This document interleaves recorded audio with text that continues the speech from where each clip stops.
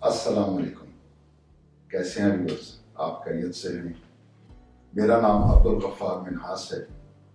मैं Korean language instructor हूँ और 2005 से लेकर अभी तक स्टिल कोरियन ज़बान पढ़ा रहा हूँ। इससे पहले मैं 1996 से लेकर मई 2005 तक कोरिया में रहा। अपने बहुत से स्टूडेंट्स के पुरजोर इसरार पर मैं आज से अपने कोरियन ज़बान के तमाम लेक्चर्स मैंने रिकॉर्ड करने का फ़ैसला किया है ताकि आपको सहूलत मिले और आप अपने वक्त के मुताबिक इससे मुस्तफ़ीद हो सकें। आज इस पहले लेक्चर में मैं ब्रीफली आपको इस बात से आगाह करूँगा कि हम लेक्चर्स की इन सीरीज़ में अपने किन टॉपिक्स को मुकम्मल तौर पर कवर करेंगे। यहीं से मैं आपको इन्फॉर्म कर देता हूँ कि हम लेक्चर्स की इन सीरीज़ में उन तमाम टॉपिक को कवर करेंगे जो अमूमन आम तौर पर कवर नहीं किए जाते। हमारा मुकम्मल ऑब्जेक्टिव ये होगा कि हम HRD के मुरतब करदा कोर्स के मुताबिक उन तमाम टॉपिक्स को कवर करें जो कि उनके अकॉर्डिंग टू कोर्स चैप्टर 1 से लेकर चैप्टर 60 में दिए गए हैं, जिनमें ग्रामर, डायलॉग, कल्चरल टॉपिक और एक्सरसाइजेज हैं। इन तमाम टॉपिक्स को इंशाल्लाह मैं कवर करने की पूरी कोशिश करूंगा और मैं उम्मीद करता हूं कि आप मेरी इस काविश की हौसला अफजाई करेंगे और अपने कमेंट सेक्शन में मुझे आगाह भी करें। तो चलिए आगाज़ करते हैं अपने पहले लेक्चर का। यहाँ पे मैंने आपके सामने लिख दिया ताकि पहले से टाइम मज़ीद ना लगे, ज़ाया ना हो। Lesson number 1, introduction of Korean language. Lesson number 1, introduction of Korean language. Korean language को कोरियन लैंग्वेज में क्या कहते हैं? हंगुक ओ। हंगुक ओ, इसका जो सेकंड वर्ड है जो कहलाता है हंगुक माल। हंगुक माल, लेकिन इन दोनों में फ़र्क है। दोनों में फ़र्क ये है कि जो हंगुक ओ है इससे क्या मुराद है हमारी स्टडी, यानी कि रीडिंग राइटिंग, पढ़ाई लिखाई, और इससे मुराद है हंगुक माल से स्पीकिंग। अगर किसी से कुछ पूछता है कि भाई आप हंगुक माल जानते हैं, तो इसका मतलब है कि क्या आप कोरियन लैंग्वेज बोलना जानते हैं। और जो हम पढ़ते हैं, स्टडी करते हैं, रीडिंग राइटिंग में आते हैं, उसको कहते हैं हंगुको। इसीलिए हम इसका आगाज़ कर रहे हैं। स्पीकिंग की क्लास हम नहीं कर रहे, हम रीडिंग राइटिंग में जाएंगे। ऑटोमेटिकली जिसको लिखना आएगा उसको पढ़ना आएगा और उसको बोलना भी आ जाएगा। तो हंगुको कहते हैं स्पेसिफिकली स्टडी के लिए। तो हम इसकी स्टडी शुरू करने लगे हैं। तो हर लैंग्वेज में होते हैं कंसोनेंट और वावल। इसी तरह कोरियन लैंग्वेज में भी कंसोनेंट हैं और वावल्स भी मौजूद हैं। तो कंसोनेंट को कोरियन लैंग्वेज में कहते हैं जाम, या मैंने इंग्लिश में भी तलफ़्फ़ुज़ लिखने की कोशिश की है आज की डेट में, जाम जाम। और यहाँ मैंने उर्दू में भी थोड़ा सा इसको कर लिख दिया ताकि उर्दू वाले भी दोस्त सारे इसको समझ सकें। तो जो कंसोनेंट हैं जाम, वो हमारे पास हैं 14 सिंगल कंसोनेंट जो हमारे पास हैं वो हैं 14, और 5 कंसोनेंट है हमारे पास डबल, यानी डबल कंसोनेंट हमारे पास 5 हैं, 5 टोटल हो गए ये 19। तो कंसोनेंट सिंगल और डबल दोनों को मिलाएं तो 19 बनते हैं। इसी तरह वावल, इधर जहाँ मैंने लिखा है कोरियन में मोअम, ये मोअम, वावल को कहते हैं मोअम। ये इंग्लिश में भी मैंने इसका तलफ़्फ़ुज़ लिखा है मोअम, और यहाँ उर्दू में भी मैंने लिख दिया है मोअम। तो जो सिंगल वावल हैं कोरियन, वो हैं 10 + 11, 10 + 11 टोटल 21। तो सिंगल डबल वावल मिलाकर आपके पास हैं 21 वावल टोटल। यहाँ इधर इस तरफ सिंगल हैं कंसोनेंट, सिंगल वावल। तो ये 14 और 10 को जमा करें तो 24 है। इसी तरह डबल कंसोनेंट और डबल वावल को जमा करें तो 16 है। इसी तरह 24 + 16, 24 + 16, हमारे पास टोटल जो कंसोनेंट हैं वो 40 हैं, 40। ये 40 कंसोनेंट पढ़ने आ जाएं तो मैं लिखने आ जाएं तो मैं समझता हूँ कि ऐसी कोई बात नहीं है कि कोई बंदा कोरियन लिखना पढ़ना ना जानता हो, क्योंकि सब कुछ इन्हीं में है। एवरी साउंड, हर किस्म का तलफ़्फ़ुज़, प्रोनाउंसिएशन इन्हीं में आएगी। तो अब जो टोटल जो कंसोनेंट बने 14, जिसको हम उर्दू में कहते हैं हुरूफ़ तहज्जी, अल्फ़ाबेट्स हम इंग्लिश में कहते हैं। तो यहाँ हम जब कहेंगे कोरियन अल्फ़ाबेट, तो उसको यहाँ पर मैंने एक लफ्ज़ लिख देता हूँ आपको फिर। इसको कहते हैं हंगल। कॉन्सोनेंट और वावल के मजमूए को कहते हैं हंगल, यानी कोरियन अल्फ़ाबेट्स, यानी कोरियन हरूफ तहज्जी। तो वो आ गया हमारे पास 40। अब इसका जो अगला पार्ट है वो ये है कि यहाँ मैं लाइन कर देता हूँ कि writing rule of Korean language, कि इसके कोरियन ज़बान लिखने के असूल क्या हैं। Writing rule of Korean language कि इसका जो पहला असूल है कि सी से मुराद कॉन्सोनेंट और वी से मुराद वावल। तो पहले कॉन्सोनेंट आएगा, बाद में वावल आएगा। इससे मुराद जो अगला वावल आएगा इसको कहते हैं वर्टिकल वावल। ये जो सामने आएगा ऐसे, इसको कहते हैं वर्टिकल वावल, खड़े वावल जैसे होते हैं। तो यहाँ पर हमने लिखा जा, ये जियत और आजा, और इंग्लिश में हम जे और ए। इसका तलफ़्फ़ुज़ मैं आज की डेट में लिख रहा हूँ, वरना मैं प्रोनाउंसिएशन के लिए किसी दूसरी लैंग्वेज का सहारा नहीं लेने देता अपने स्टूडेंट्स को, क्योंकि जेन्युइन एग्ज़ाम तो कोरियन लैंग्वेज का है, ना ही इंग्लिश का और ना ही उर्दू का है। तो हमें प्रोनाउंसिएशन इसकी कोरियन लैंग्वेज, कोरियन अल्फ़ाबेट्स के हिसाब से ही करनी होती है। तो पहले कॉन्सोनेंट देन वावल, ये लिखा है इसमें जा, ये हमारे पास जा लिखा हुआ है, जाम से लिया मैंने जा, और जे अलफ जा और जीम अलफ जा। फिर सेकंड जो है, सेकंड रूल, कॉन्सोनेंट ऊपर है और नीचे हॉरिजेंटल वावल है।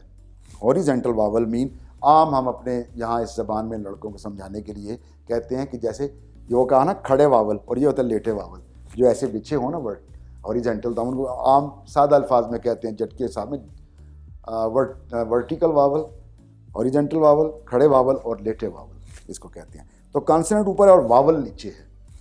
इसका जो तीसरा असूल है, ये आप ऊपर नीचे इसकी तरतीब आगे पीछे भी कर सकते हैं, इनको सिंगल डबल कॉन्सोनेंट मिलाकर भी आगे पीछे जाएं तो बहुत से रूल निकले, लेकिन बेसिक 4 ही हैं।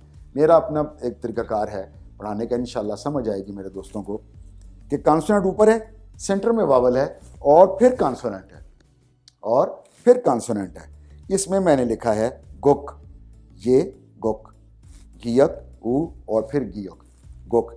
इसमें जा यहाँ लिखा था, मो ये लिखा हुआ है लेटे वावल के साथ, हॉरिजेंटल वावल के साथ, और यहाँ पर मैंने गुक जो लिखा है वो मैंने ये हंगुक से लिया है, कोरिया से, हंगुक, यहाँ से हन गुक, कोरिया। कोरिया को कोरियन लैंग्वेज में कहते हैं हंगुक।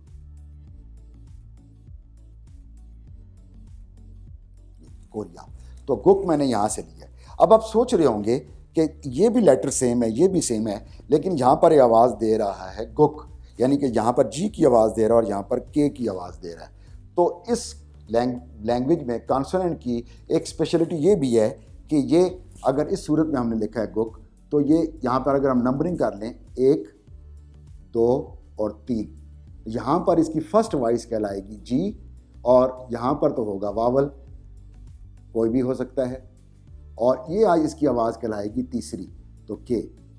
तो जहाँ से ये शुरू होगा इसकी फर्स्ट वॉइस कहलाएगी, गियोक नाम है इसका, तो जी फर्स्ट आवाज़ है इसकी, फर्स्ट साउंड है, और थर्ड साउंड इसकी के है। तो वो पहले पढ़ा जाएगा जो इसकी पहली वॉइस है, गुक। तो बीच में ये ऊ है, यहाँ पर ये जी की आवाज़ दे रहा है और यहाँ पर के की। ये सारे तो नहीं, कुछ कॉन्सोनेंट आपके ऐसे आएंगे जिनकी फर्स्ट वॉइस और लास्ट वॉइस का फ़र्क आएगा, बीच में डिफरेंट है, बहुत डिफरेंट है, और उसके दरमियान वावल होगा। और फिर ये अगला फोर्थ रूल जो है वो ये है, consonant vowel then consonant, consonant के साथ वर्टिकल वावल और फिर नीचे कॉन्सोनेंट। इसमें मैंने लिखा है हन, ये लिखा हुआ है, ये हन, जैसे मैंने लिखा कोरिया, ये हन, हंगुक। तो ये हो गया HAN, तो ये HAN, और यहाँ पर मैंने उर्दू में भी लिख दिया हन। तो अब हमारे पास जो तारुफ आया है वो आया है हंगुक जाम मोम। इसको मैंने एक एक लेटर यहाँ पर साबित किया है कि इसकी स्पेशलिटी क्या है कि कोरियन लैंग्वेज बगैर कॉन्सोनेंट के नहीं लिखी जा सकती। इसके राइटिंग रूल में must be, you will write, must be consonant then vowel. तो ये इसकी स्पेशलिटी ये कि बगैर कॉन्सोनेंट के ये लैंग्वेज नहीं लिखी जा सकती। इसी वजह से इस कॉन्सोनेंट को पढ़ना बहुत ज़रूरी है। ये मैं कॉन्सोनेंट पर दायरा मैंने लगा दिया कि 14 सिंगल कॉन्सोनेंट हमने पहले पढ़ने हैं। क्या पढ़ने हैं? 14 सिंगल कॉन्सोनेंट हम पहले पढ़ेंगे, तब हमें इसके वावल पढ़ेंगे और हमें इस बात की समझ आएगी। 10 वावल हम पढ़ेंगे और फिर 24 को जब हम इसका एक टेबल बनाएंगे तो हमें सिंगल पढ़नी आ जाएगी, जैसे आ बा ता ऐसे पढ़ना शुरू हो जाएंगे, ए बी सी डी इसकी बननी शुरू हो जाएगी। तो इसके साथ ही चलते हैं इस तरफ जहाँ पे मैंने 9 प्लेन कॉन्सोनेंट लिखे हैं। ये मैंने लिखा है प्लेन कॉन्सोनेंट, उर्दू में क्या कहेंगे, सादा हरूफे सही, प्लेन कॉन्सोनेंट। तो इसका जो पहला कॉन्सोनेंट जहाँ से शुरू होता है इसको कहते हैं गी यॉक। अगर मैं पढ़ाना चाहूँ तो कुछ इसको पहले खी यॉक भी कहेंगे, लेकिन चूंकि खी यॉक हमारे पास मौजूद है, जब मैं कॉन्सोनेंट पढ़ाता हूँ तो इन दोनों की आवाज़ें डिफरेंट करके पढ़नी होती हैं, चूँकि इनकी यूजिंग ही डिफरेंट आती है। ठीक है, वो एक छोटा सा रूल लगता है, जब ये जी से के एच बन जाता है, यानी गाफ से ख बन जाता है, खे की आवाज़ आती है। तो यहाँ पर जब ये कॉन्सोनेंट एज ए कॉन्सोनेंट इसका नाम जो रखा गया है वो है गी यॉक। यहाँ पर मैंने इंग्लिश में लिख दिया गी यॉक। तो ये जो मैंने आपको बताया था कि इसकी फर्स्ट वॉइस जी और सेंटर में इसका वावल, और फिर आखिरी कि फर्स्ट इसकी आवाज़ और होगी और लास्ट इसकी वॉइस साउंड जो प्रोनाउंस होगी वो डिफरेंट होगी। तो ये अगर फर्स्ट जगह पर आएगा तो जी होगा और अगर लास्ट पर जाएगा तो के होगा। तो इसका मतलब है गी यॉक। और इसके ये आवाज़ें याद करनी इतनी ज़रूरी है जितने इनके नाम याद कर लें तो इससे ईजी हो जाता है, क्योंकि जिस इसके नाम का जो फर्स्ट वर्ड है, जो भी पहला लफ्ज़ है जिससे ये शुरू होता है वो इसकी फर्स्ट वॉइस है, और जिस पर ये ख़त्म होता है वो इसकी थर्ड वॉइस है। तो जहाँ पर ये जी से शुरू है और के पे ख़त्म हुआ, इट्स मीन कि पहली आवाज़ जी है और लास्ट के है, सेंटर में साउंड जो भी आएगी वो वावल की होगी, वावल कोई भी हो, आ ओ कुछ भी हो। सेकंड आ गया गियक के बाद आ गया नियन, नियन, गियक, नियन, नियन। अब देखें ना इसकी फर्स्ट वॉइस भी जो कि नियन एन से शुरू है और एन पर ख़त्म हो रहा है, और नून से शुरू है नून पर ख़त्म हो रहा है, तो आ गया नियन। ये मैंने फर्स्ट वॉइस भी एन है और लास्ट वॉइस भी एन है। मैं टाइम को कंज्यूम करने के लिए, इसको शॉर्ट करने के लिए ये एक किस्म के साथ साथ 2 लेक्चर चला रहा हूँ ताकि यहाँ पर आपको समझ आ जाए।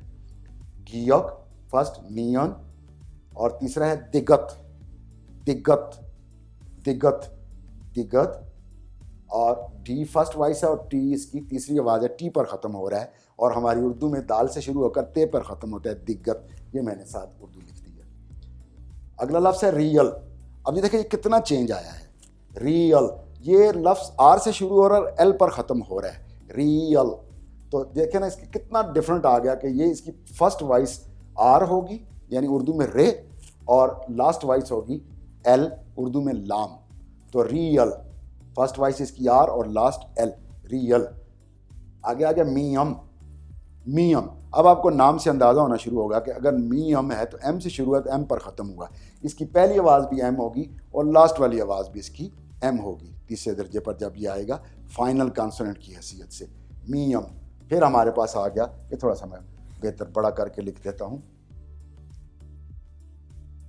बीयप, बीयप, यानी बी से शुरू हुआ और पी पे ख़त्म है, बीयप। बे से शुरू हुआ पे पर ख़त्म है, बीयप। इसके बाद आ गया शीयत, शीअत, शीयत। इसकी 2 वॉइसेस हैं, 2 साउंड देगा ये। किसी जगह पर ये एस की वॉइस देगा सिर्फ यानी सीन की, और किसी जगह एस एच की आवाज़ देगा यानी शीन की। यहाँ सीन और शीन साथ उर्दू भी साथ चलती है। तो ये इसकी 2 वॉइसेस हैं। तकरीबन 10 वावल में 5 वावल के साथ ये सीन की आवाज़ देता है, 5 के साथ शीन की देता है। हमारे अगले लेक्चर में हम इसको आपके लिए वाज़िया कर देंगे कहाँ पे ये सीन है और कहाँ पे शीन है।